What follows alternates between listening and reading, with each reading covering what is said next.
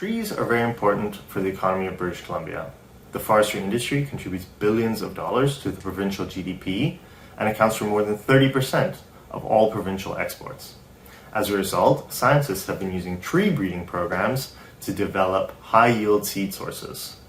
These programs don't just grow bigger trees, but also help to maintain genetic diversity and develop sustainable plantation forests.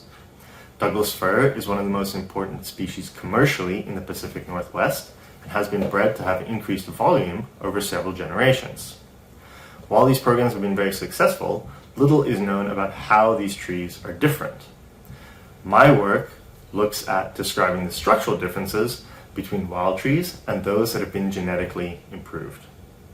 In order to increase stem volume, programs aim to change gene frequencies for a few key traits.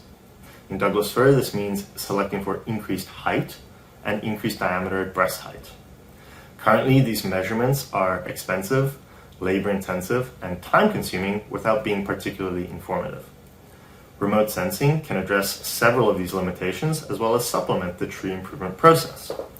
LiDAR is an active remote sensing technology that produces three-dimensional point clouds, which allows to measure trees and go beyond the simple ground measurements. The three-dimensional point clouds allow us to describe the vertical complexity of the crown. In my study, we look at the utility of LiDAR to produce metrics that describe branch attributes such as branch length, branch angle, and branch volume using a point clustering approach. These attributes were chosen as they have an influence on wood quality. We then tested whether these attributes showed differences among trees with different genetic improvement levels planted at different spacings. We found that at the wide spacings, the top trees were indeed different from those that were unimproved. However, these differences dissipated as spacing was decreased.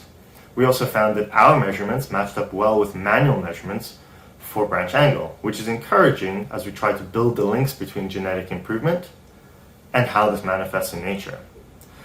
These data collection technologies increase the flexibility of how and when we can collect data, as well as decrease the cost.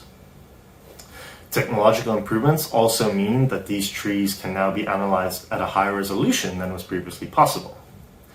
The data collection techniques and analysis described here can be integrated into large-scale programs, and it can help us to not only monitor trees, but also potentially find new trees that display the attributes associated with those larger volumes, thereby increasing the value of the planted forest in British Columbia.